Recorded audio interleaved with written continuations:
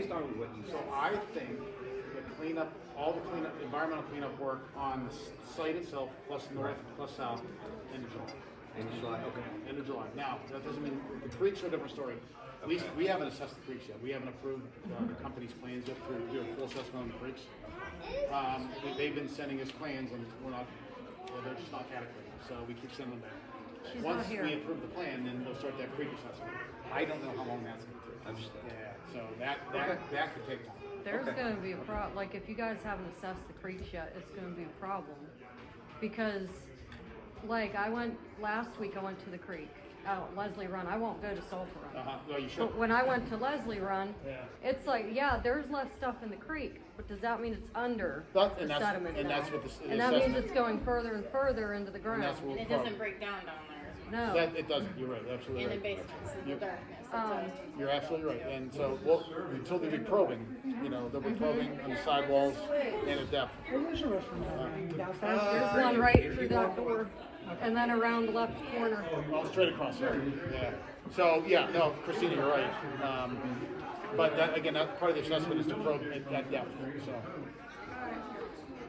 yeah. So is he done? Yeah, Is that in with the that's, doctor? sorry. Yes. Um,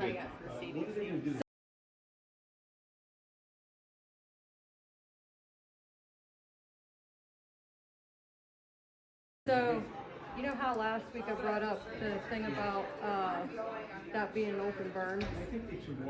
And you said that it was? Yeah.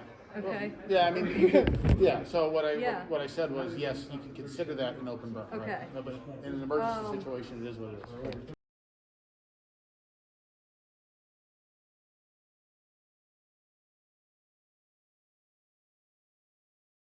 Then I printed this out from, I don't know where it's from, but it had said, like, you can't do open burns at like sunset, or they have to be out by sunset. Okay. So like that happened about an hour before sunset. Well, that's when it got dark at my house. That's right. No, it did. It happened. It was still burning at sunset. That's Yeah. right. That's right. And then when there's a temperature inversion, does that mean that kind of inversion that happened? So interesting thing about the inversion. So first of all, you're right. All the open burn regulations would apply, but in an emergency situation, Okay. there are a lot of things that we do.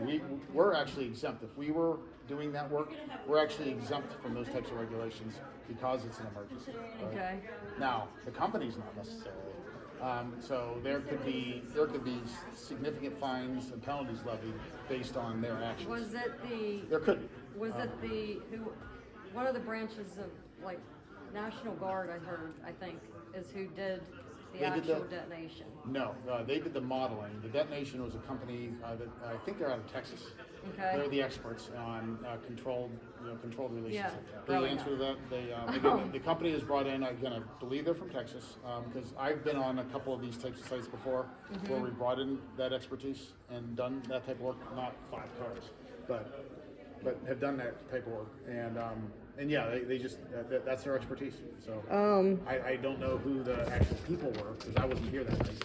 And then it says a fire shall be extinguished if at any time it creates a pollution problem, threat to public health, nuisance, or fire hazard. No burning shall be conducted during unfavorable, which goes back to the So conditions. let's address the inversion question here. So, Yeah. So there was an inversion happening at 3,000 feet. Right. When we finally get you that plume model, again, 2 more data points. That's all I need to finally get that thing out to you guys. Alrighty.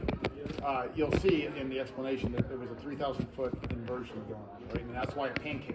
You saw it go up and it pancaked. And I've heard that they wanted to do it at 12:30 They and did. not at 4:30. They did. Because then it got like at 12 o'clock, I was getting ready to take him to Yeah. school. And from what and I then they heard- evacuated his school. From what I heard, that the reason they had to wait till 4 o'clock is because they weren't assured that enough people had evacuated. That's what I heard don't know too. if that's true. Because that was They supposed made to a call be. since in 1980 about you guys set it out to where this was outlawed. Yeah. What do you mean? The controlled burn, A vent and burn is outlawed by the burn- EPA by in the EPA 1984. 1980. Now, are you talking about open burning or are you? No, It is vent an and open burns. Well, again, in emergency situations, if we were doing the work, But they said It the said- EPA didn't have a code. It said Yeah, that a again, vent and burn, if we were doing the work, if you would go be- through every we would scenario, be- and that's the only choice. we would be exempt from that rule if we were doing the work. We weren't doing the work, but we were present on site. But would that Right. apply to, Now, like, so your the- law would again, apply to anybody else? So what we're getting at is reconstructing the event, right, or deconstructing the event. The question is, what will happen next, right? And again, there's going to be an enforcement period that comes after the cleanup period. Right now, we're focused on cleanup, but then there's an enforcement Wait. business where we have a lot of opportunities talking, Edward. to use our enforcement authority based on their actions that were taken, right? Hey, good to see you again. Based on the actions that were taken. For example, they didn't call the National Response Center immediately like they're required to, right? So, from an enforcement standpoint, when we get into that phase, we can levy pretty significant fines and penalties against the railroad because of it. Similar with other environmental rules, but again, they could fight us on that because it was an emergency situation. So, what I guess what I'm telling you is this idea of the open burn, I don't think it's going to go that far, but it does give us, my question has always been why 5?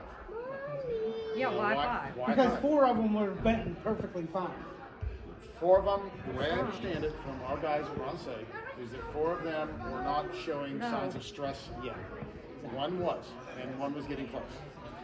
Was that one So in why? the fourth? And then we had 2 burn pits, right? So Right. that tells me that, let's say 1 could influence 1 or 2 others. Then what about the other 2? Have you guys stopped any flow to So those are some of the hold that thought. Oh, okay. So those are some of the questions that I think are going to come out as NTSB is coming here at the end of the month. Yeah. I think those will be I some think that questions. there's a lot of stuff that's gonna come out with them. Yeah. But There's an investigative side of this that hasn't even Right. started yet. You know, I worked up in Flint for a year and a half, and that investigation is still going. yep. So, it's still Before going. I leave, did you guys do something? Did you guys dam up the creek up derailment? Because there's no water and cars coming Hold out on. of the creek.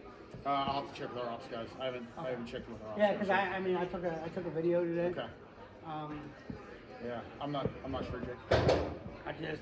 it's just kind of crazy. And Andy's not here, so I can't ask him. Like it's totally. Oh, yeah. Well, we're in a dry spell, and I know that they were looking at. Oh, really? Oh, yeah, good. And yeah, it's like, yeah. And I know that, we, the ops guys were telling us that the water is real slow right now because. Yeah, I mean it's like It's dead very low. stop. Yeah, down at Leslie Run, it's barely anything there. Yeah. But the creek coming. My point is the creek coming into from like the aqueducts, coming from City Lake and stuff. Yeah.